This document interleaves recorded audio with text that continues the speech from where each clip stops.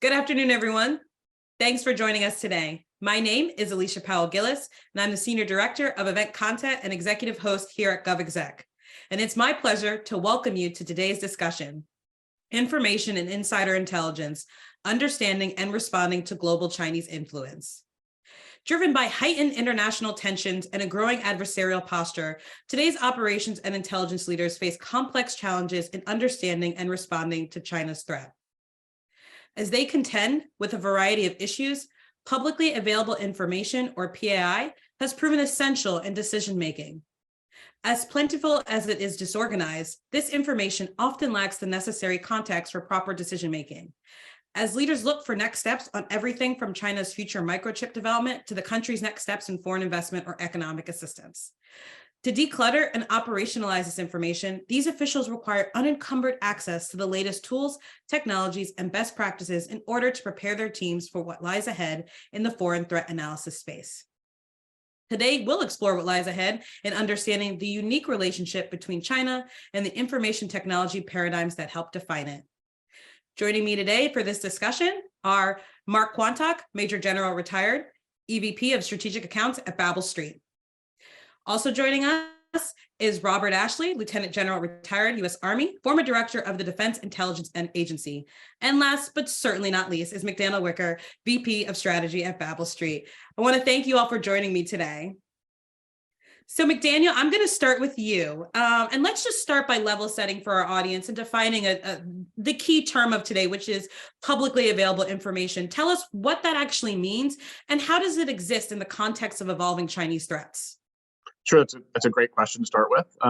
And if we think about publicly available information, it's really the availability of all the information, generally digital information that's available in the world today. And so that's stuff that happens on the internet, on the surface web, on social media, news platforms, image sharing sites, but also on the deep and dark web, things that are happening on illicit marketplaces or forums that are a little harder to get to. There's also a world of records. Think about corporate business filings and personal records, criminal records. All of this goes into the larger realm of publicly available information. And then there's kind of the sister capability, commercially available information, which is slightly different. You just kind of need a textbook to go out there and get it. And this can include more of that kind of same data that's aggregated by other parties, or it can also include things like open source imagery from satellites. So it's really a large amount of data, and it's growing very rapidly. In fact, I think this year in 2023, there's expected to be over 100 million zettabytes of publicly available digital information. That's 1 trillion gigabytes of digital information. So it's a huge amount of data. It can be extremely valuable because it can inform a lot of decisions. It can give insights to places we might not normally have insights, assuming you have the right artificial intelligence and machine learning tools to analyze it and surface the right information. And that's where it becomes really important to that China threat, the second part of your question, which is how does PAI inform the threat on China? And really, effective use of PAI and related AI tools give us keen insight into things that are happening in China that we might not otherwise be able to glean. It lets us be able to look into connections that companies might have back to Chinese companies, particularly to the Chinese Communist Party or the PLA, which lets us mitigate risk throughout our supply chain or in our hiring practices. It lets us understand narratives that are happening related to China, not just within the PRC, but across the globe as China's global influence expands. And as there's kind of the tip of the iceberg about where this data is insightful when it comes to China, and it can really have a huge impact. McDaniel, you said a couple of things I will pick up on later around AI, machine learning, and especially as we're talking about China, I want to talk about what that means for the U.S. in terms of national security. But let's want to keep on the track of PAI specifically. And General Ashley, I want to ask you, given your extensive experience across the intelligence and defense community, what's been your perspective on the relationship between the information the IC actually collects and this exploding market of PAI? Yeah, Alicia, thanks for the question. So it's This isn't something new. What has changed is the scale. And so when we think about what we do for commanders, and you made a great comment up front as you talked about, how do we provide information advantage? How do we enable decisions? Well, we do that by putting sensors out. We put sensors out and they collect information. Now, government has a big budget, but there's only so many sensors that we can put out. Yet, with everything that's taking place with ubiquitous technical surveillance, so much information that's being collected, literally the entire globe has been adapted into these various sensors. And so much more information is available. And so the relationship between the IC and I don't want to say OSINT, because OSINT is an output. That's something that you produce. But the relationship between the IC and public available information, commercial, and for McDaniel, I'll add one more category is just data in general that may not fall in one of those two categories, is that we have to leverage it. And we have to leverage that information at scale. And there's some other details we'll get to a bit, later about tradecraft and how we test the veracity and the provenance of that information. But from an IC standpoint, we are still in the crawl stage as we're looking at, how do we build the force structure? How do we think about career fields?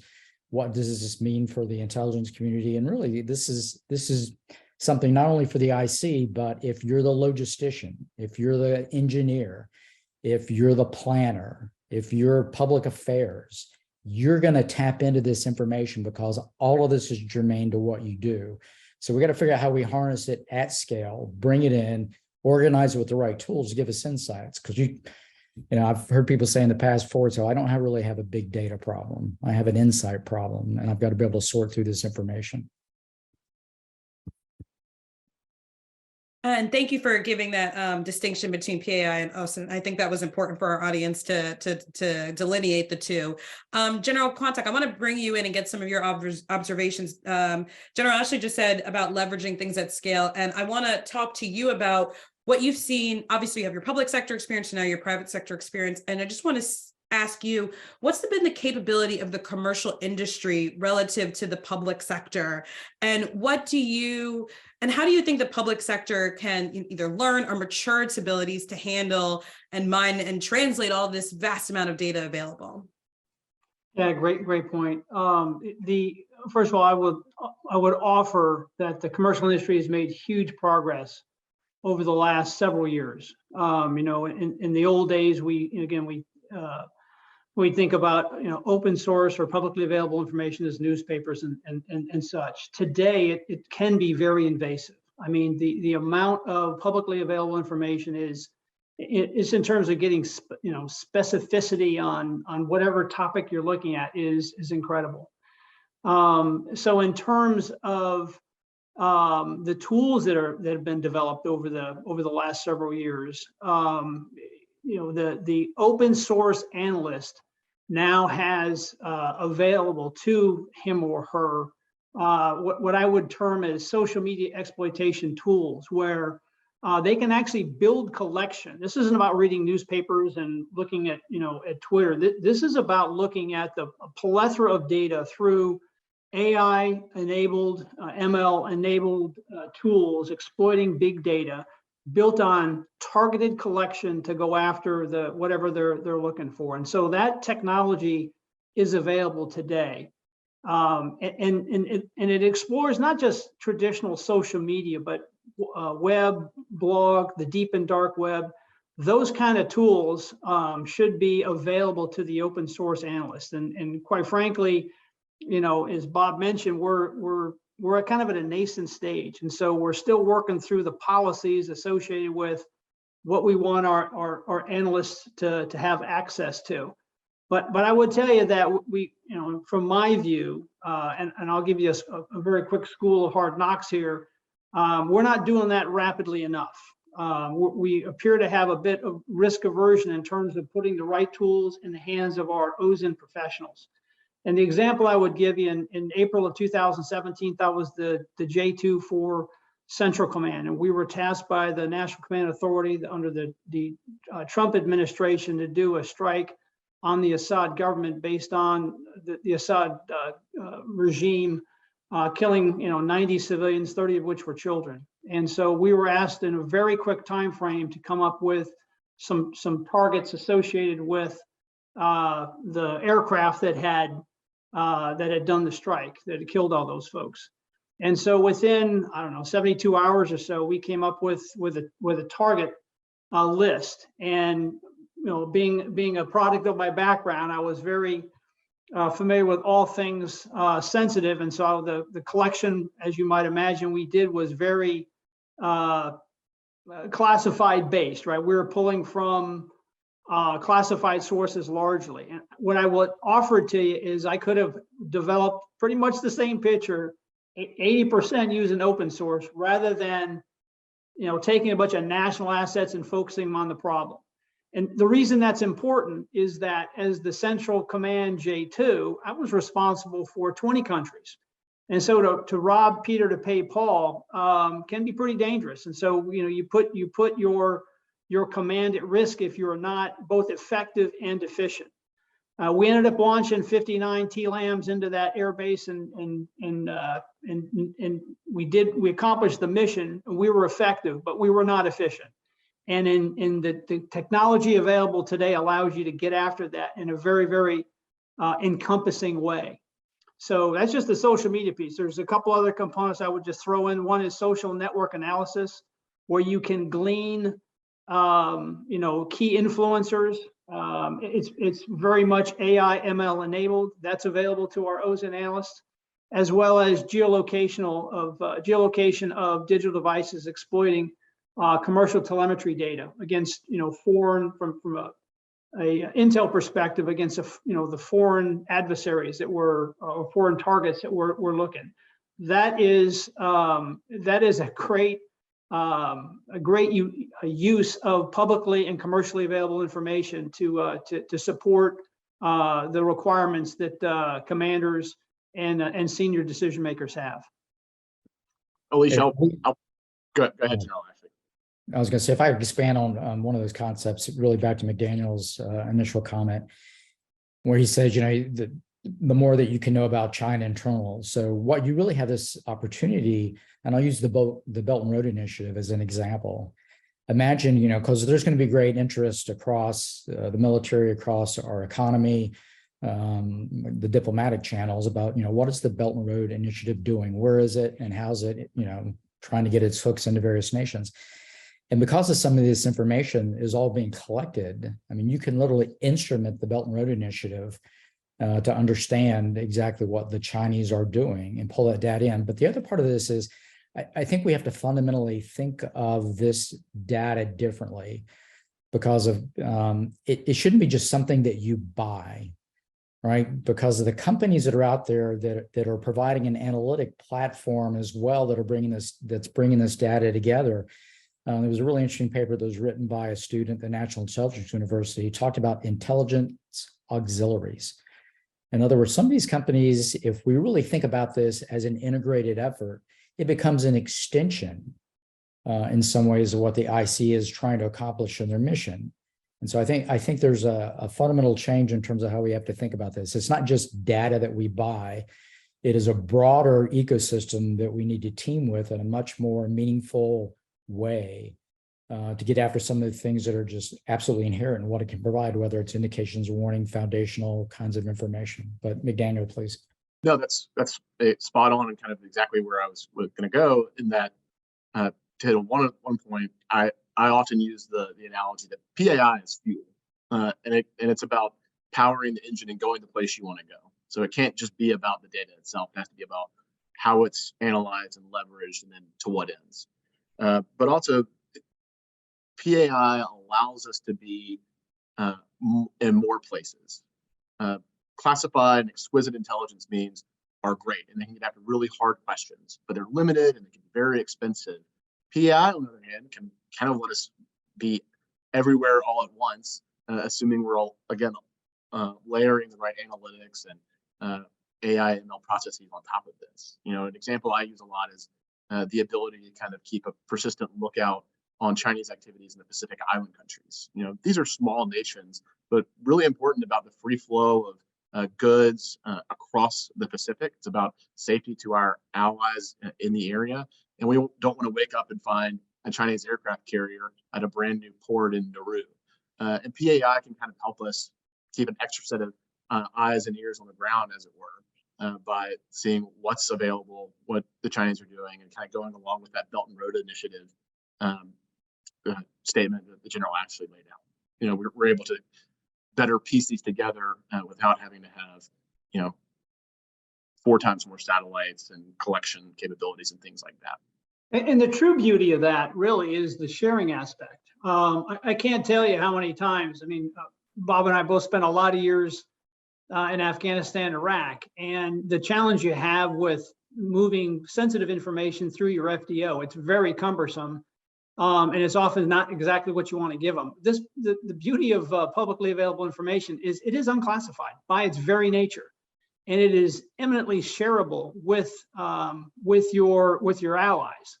We have a long history of sharing broadly with our Five Eyes partners in particular, and others as well. But this is that if you're involved in something where you need to share rapidly and broadly, this is a tremendous asset where it can be moved immediately to your compatriots, and it's very helpful. And from a U.S. perspective, I would just tell you, it is money. It is when a U.S. officer or an allied officer walks into a partner who we've not had a sensitive relationship with and provides them information that's good and valid and vetted. It is super powerful, and it carries a lot of weight. So Mark, I want to stay on that topic of allies for a moment and just pull the thread just a little bit further about just kind of that sharing aspect, and just what is the benefit, what are the outcomes as a result of harnessing PAI when you're sharing with your allies in this more less, as you said, less classified way? And how does that kind of change, or how does that maybe even enhance when you are sharing classified information with your allies? Yeah, well, so with respect to our Five Eyes partners and some of our long traditional allies, we share at the classified level. With we were challenged, for example, in Afghanistan with sharing with our classified information with our Afghan friends and partners.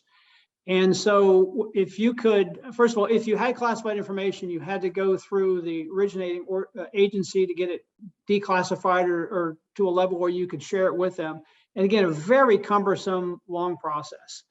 And so the timeliness on that is not great. PAI, on the other hand, it can be immediate.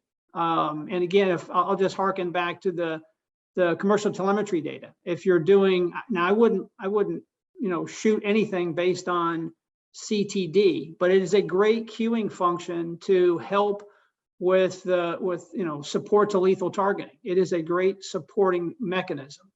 And so again, when you can share that with an ally and provide timely information, timely intelligence, it is enormous.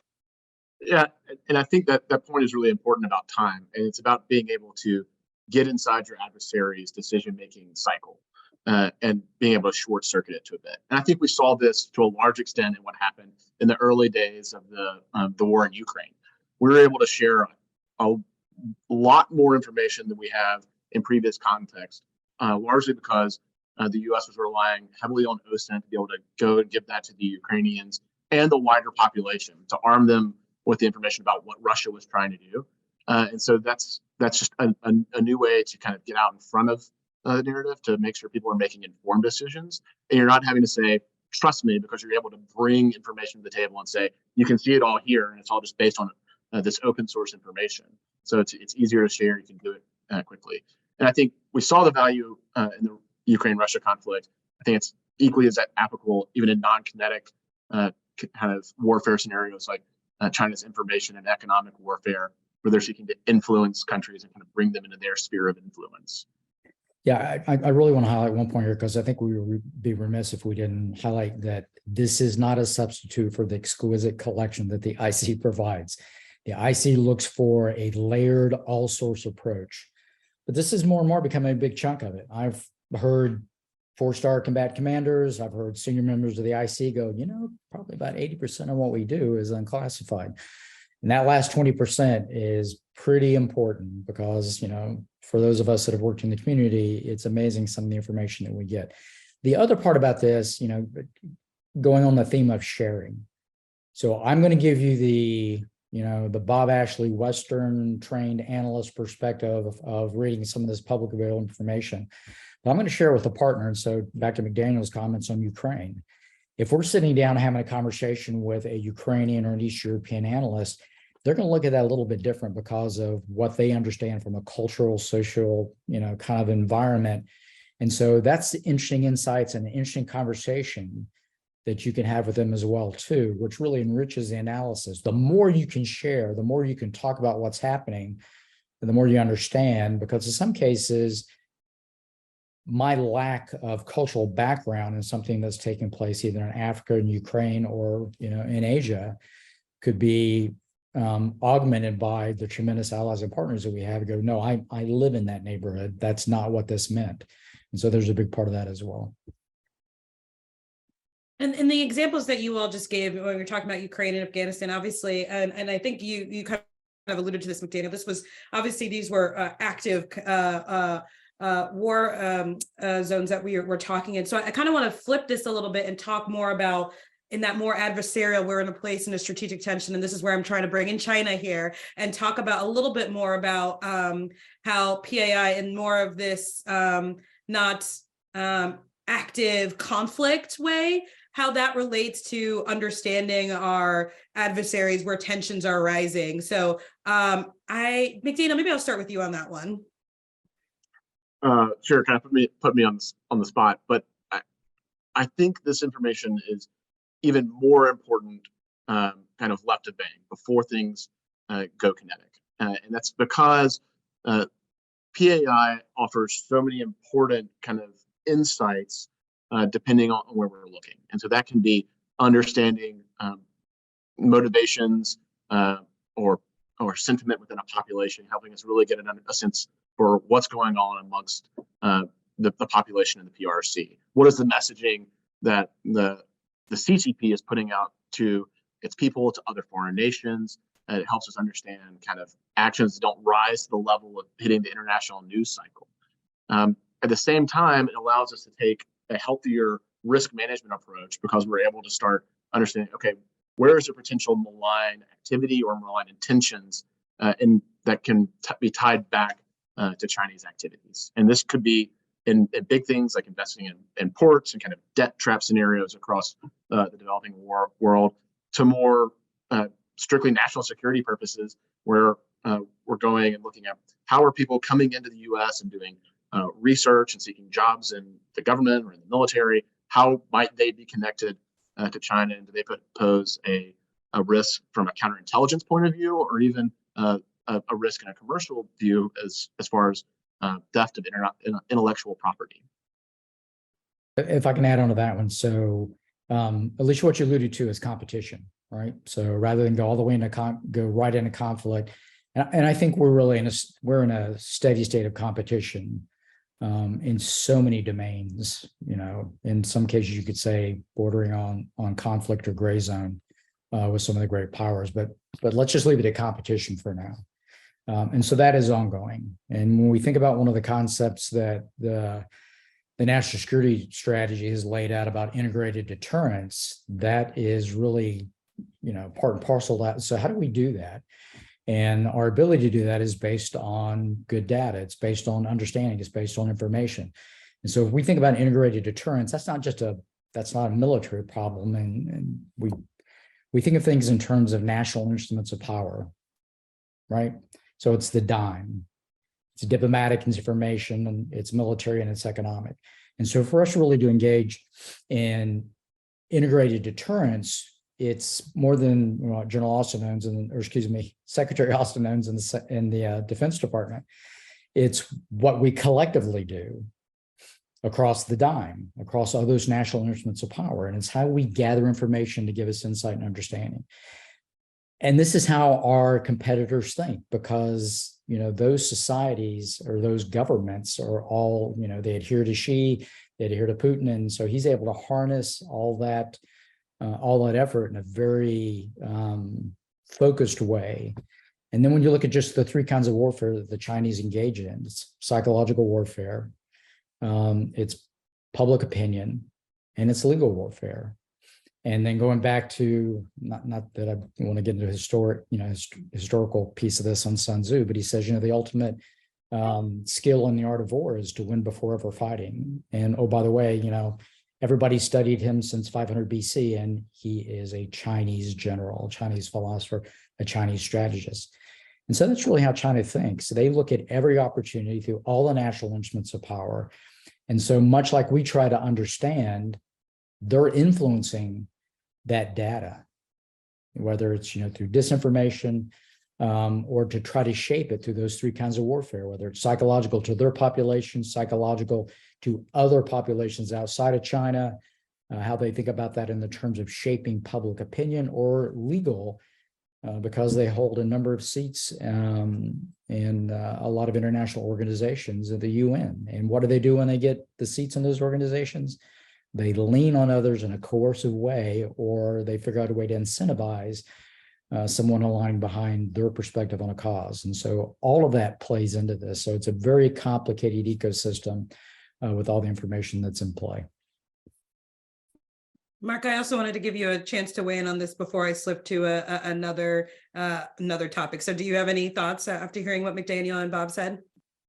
Yeah, one of the things that publicly available information also allows us to do, which is directly related to this, is understand how the countries that the PRC are focused on. I would give you an example, many of the countries of Africa. It allows us insight into how they're perceiving and what they're doing, with or against the Chinese.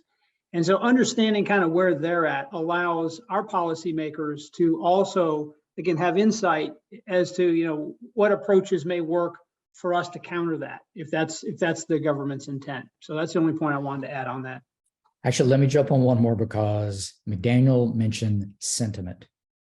So what's one of the things that surprised everybody in Ukraine? Will to fight.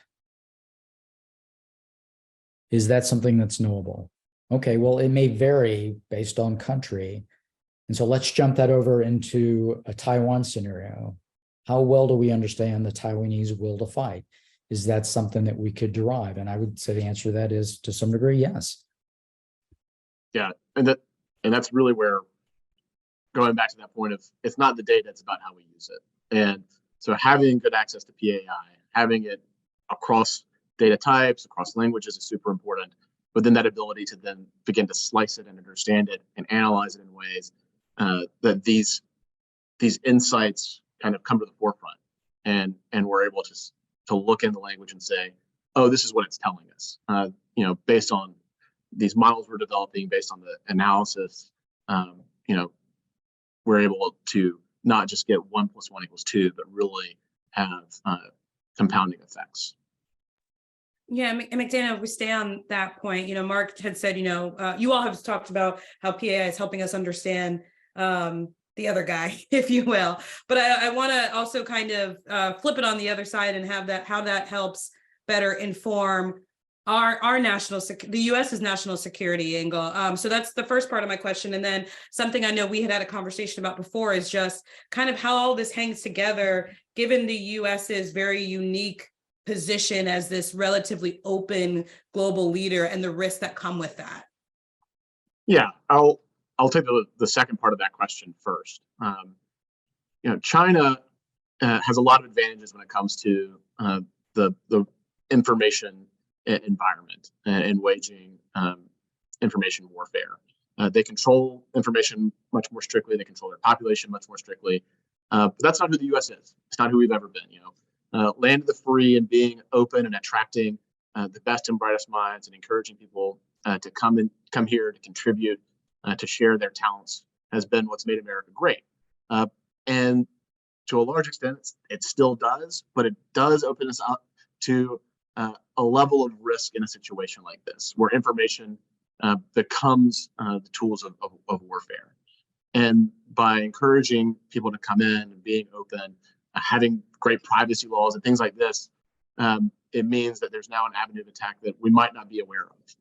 But it's my opinion that PAI actually offers us a tool to begin to mitigate that risk, because we can identify risky behaviors, we can identify risky personalities, connections back to adversarial companies, countries, etc., sooner, and therefore still keep our borders open, still encourage that free flow of ideas and information, while appropriately protecting the assets that we need. So, some examples of this could be Department of Energy. They run a nationwide system of national laboratories that are involved in a lot of very important research, particularly related to our nuclear arsenal.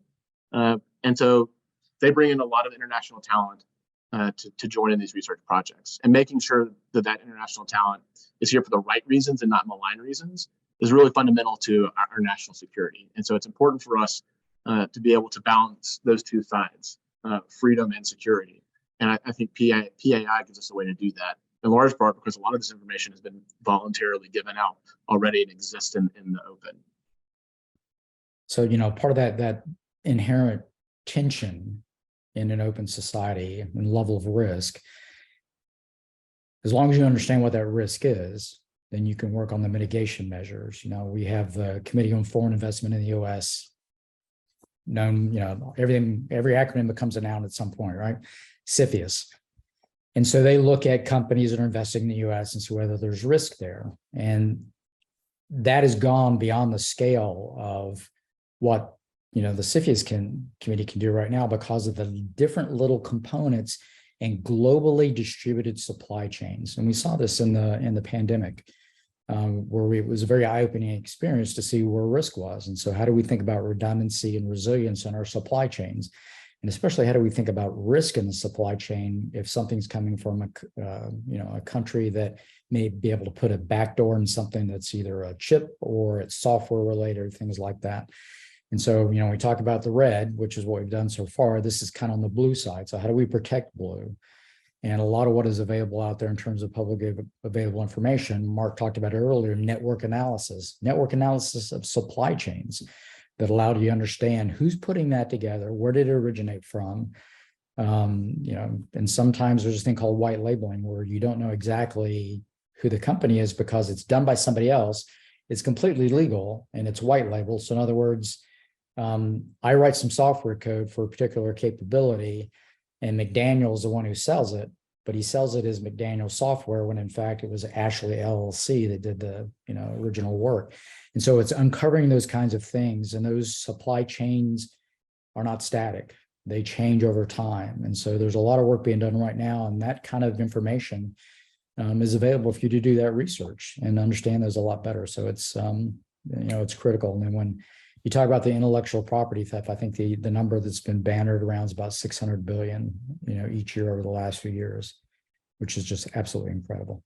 Let me swing in the technology aspect as well, and that is just a factoid here that greater than 50% of the internet is in a language other than English, and so our ability to translate that is critical. And technology has enabled us to do that in a pretty robust way. There are systems out there that do a terrific job of NLP, and our ability then to do that, again, that gets back to whether it's a sentiment analysis or just what folks are saying. And we certainly within the military have never been great about picking the next language that we needed to know. And we, because we used to train our analysts to be, still do, to be linguists, but we never have enough. And so what some of this technology allows us to do now is to pull this this native language, in social media, translate it, and then run social network or sentiment analysis against that to be able to again to divine what the intent was. So that's super important. Also, just in terms of how we view that in terms of the PRC. So the PRC, their scientists are not unlike our scientists in that they want to publish, and that's publicly available. But we got to be able to, one, we got to be able to read it, and two, we got to be able to access it. And so those are important. Whether it's quantum physics or whatever it's doing, they're publishing it. We need to be able to access that information and read it, and it is available. But that's all, again, within the public PAI, publicly available information space. And Yeah, if I could add on Mark's point real quick there, because he bring it, so you NLP, natural language processing, the ability to have tools that automate that translation. Any academic will tell you that anytime you go after something in order to do research, you really want to understand it at the foundational level, you want the original source documents.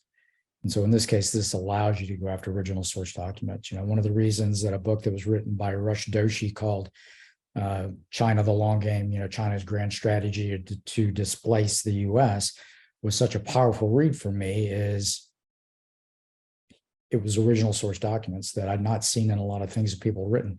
But like Mark said, whether it's S&T and other things, people love to get published, but you want to go back to that original if you really want to understand intent, because every time you get removed 1, 2, 3, 4 degrees from that, you're getting some degree of bias or interpretation in the information. And so that's why the sourcing and being able to apply those natural language processing capabilities against original documents is so powerful. McDaniel, were you about to say something on that? I was just going to comment on some of the success that Babel Street has had relating to native language search and analysis in the Chinese context. And General Quantag mentioned the ability to kind of go back and see what's being researched. And this kind of goes back to the point we've brought up a few times of being able to really get a view into China that you don't get otherwise. And we've been able to uncover a variety of science and technology information, things about, there's a lot of focus on China's lead in 5G technology, but they're actually looking forward and looking at 6G technology. And so we're able to kind of go after and look at the research being done there. And really, it just becomes that extra layer of collection and analysis that's able to do.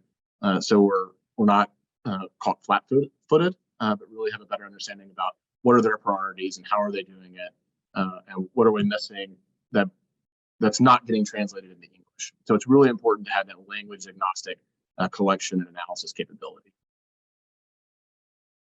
A word you all have thrown out multiple times is analysis. So Mark, I'm going to go to you because of all the things that we've talked about. This is very comprehensive what we've talked about. All of this is only as useful as the training that's in place to learn it. I think earlier in the conversation, it was said that we're still in the crawl stage. So can you speak a little bit more on the ways everyone from analysis to high-level decision makers are learning to use this data, and how can they move beyond that crawl stage so we get more to that walk-run phase?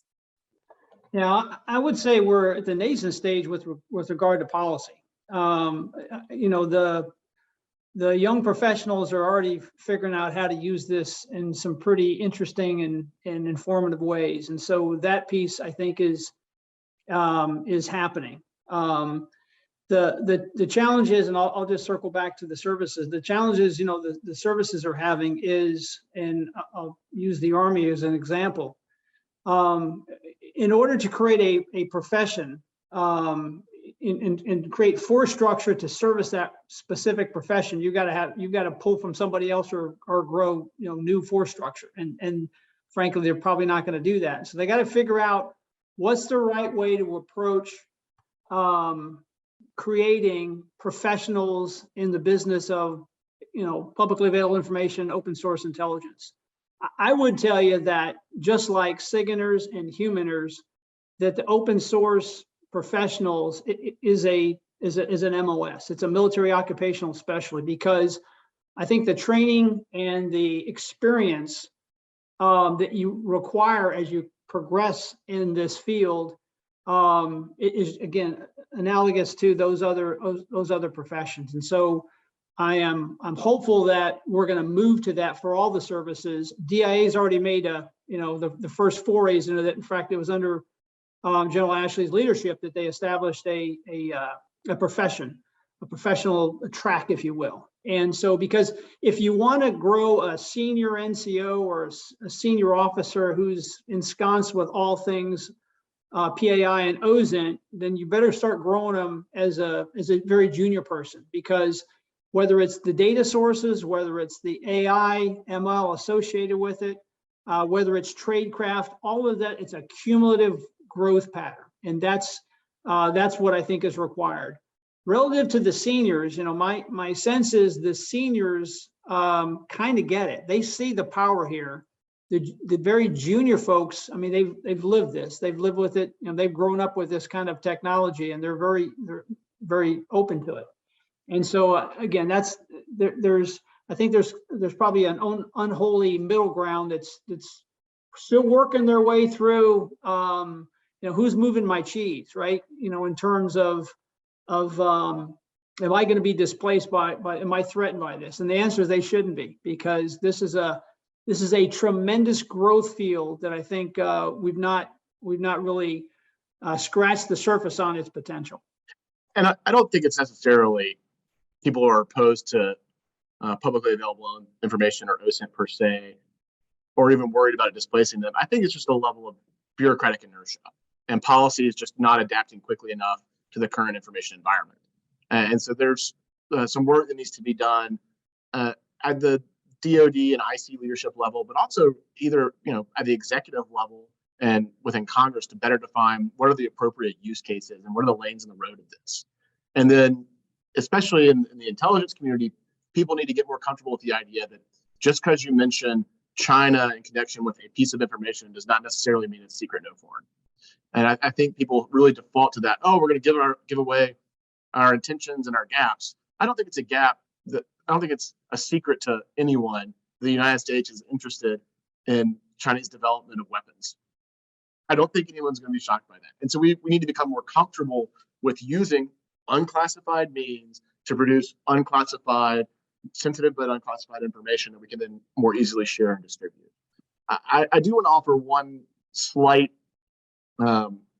different spin on what General Contact shared. I think having a professionalized OSINT capability is very important because then you begin to apply the appropriate tradecraft, and you're not just regurgitating rumors you hear on Twitter. At the same time, we need to be very careful that we don't stovepipe publicly available information into just these OSINT professionals.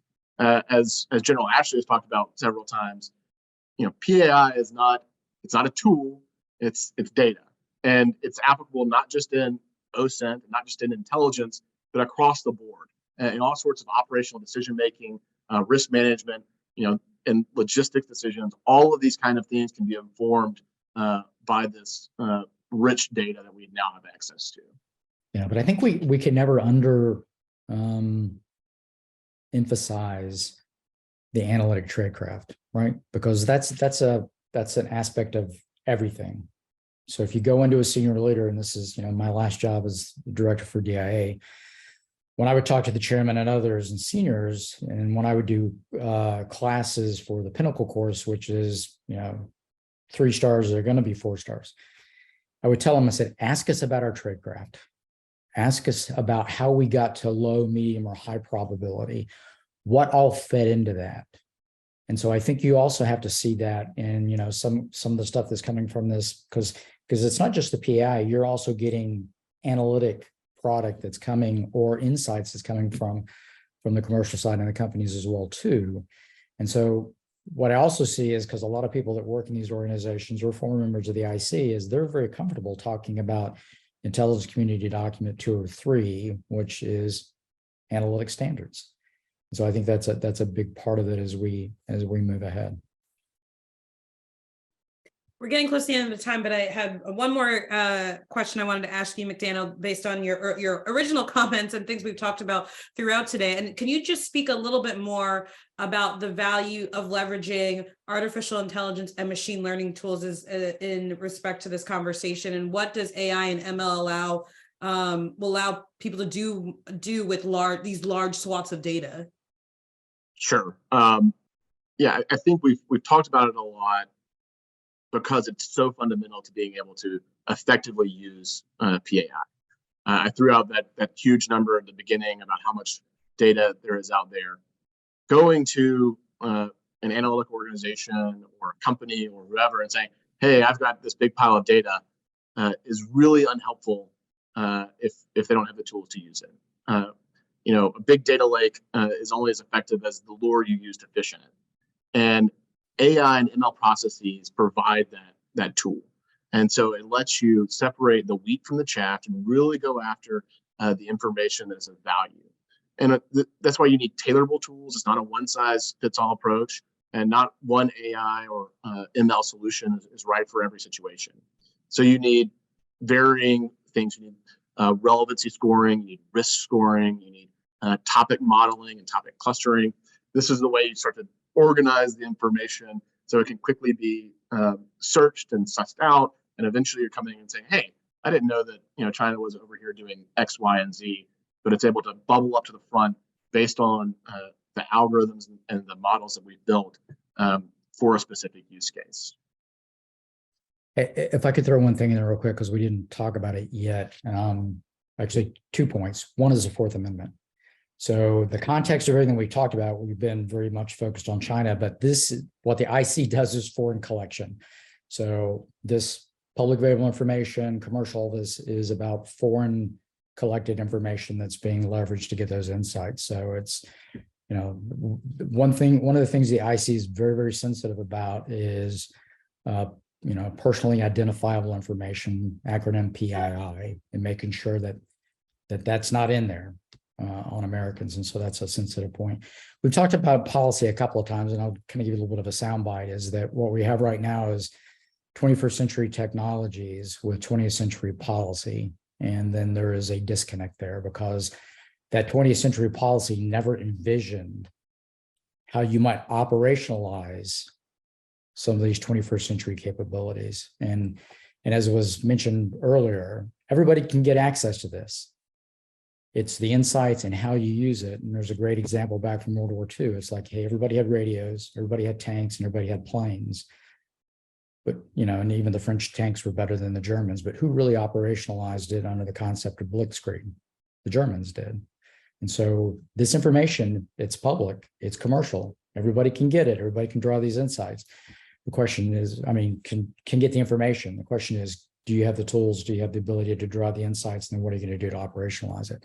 At least as I think, as I put that in the context of national security and that integrated deterrence framework. So with the remaining time that we have, I just want to go around the horn very quickly. Mark, I'll start with you to just give our audience what you think is the most important thing they should take away from today's discussion. Yeah, thanks. I if I were king for a day, I would coach the leadership with the government to be as aggressive as they can in terms of implementing policy, far-reaching policy. My sense is that while folks recognize the importance of OSINT, it truly hasn't been embraced yet, and that I think we need to be more aggressive with implementing it. We're going to stumble. We've stumbled in the other INTs as well, but let us stumble, let us fail fast, let us correct, and let us move out, because the price is high for failure in terms of ceding our place in the world to others within the context of great power competition. So that would be what I would wish for going forward. Thanks. McDaniel, what would you say is the most important takeaway for the audience? I'm going to go back to something that Gerald actually said earlier, which is we are currently in a steady state of competition with China. And if the U.S. is going to be successful in this competition, it's fundamental, though, that we understand what the PRC is doing, where they're doing it, and why they're doing it.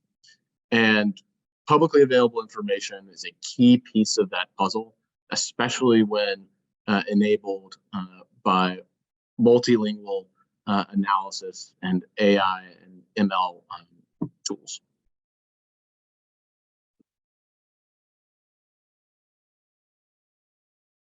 Bob, close us out. I was going to say last man standing, but I'll defer to let you call on me. Yeah, both those comments are spot on. And Mark, And all of us have lived in and I love my Army. I love the other service teammates and, you know, the government that I worked for the 36 and a half years, but there's a level of risk aversion and pace that you just don't see. And everybody talks a good game. We got to move faster. We got to do this. We got to be less risk averse, but their actions don't necessarily match the narrative. And then I think my last takeaway from this one is, you know, echoing what has been said already is, you know, the one thing that you find out when you're in the Pentagon, if you don't have the resources, it doesn't matter. And so for us to do this at scale, to get the insights and to be able to bring this into not only the IC, but all the other, you know, areas that we talked about for the planners, for the logisticians, for the engineers, for public affairs, is we've got to look how we harness this, but we got to do it at scale, which means we got to resource it. Oh, I hate to step on your last line, Sarah, but it just brought back to mind, if we're going to do this based on the speed of government and based on the resourcing, this has to be a joint approach where we're leveraging best in class technology that's being developed in the commercial sector for this public effort. So it really is whole of government and beyond. It's about using all levers of national power. That's right. We all bleed purple. We all think joint. You got it. And on that note, we have reached the end of our time today, but I want to thank Bob McDaniel and Mark for joining me and sharing your insights on this emerging topic. Thank you so much. Thank you. Thank you. Appreciate the opportunity. And to our audience, thank you for tuning in. A special thanks to Babel Street for making conversations like this possible. For GovExec, I'm Alicia Powell Gillis. Take care.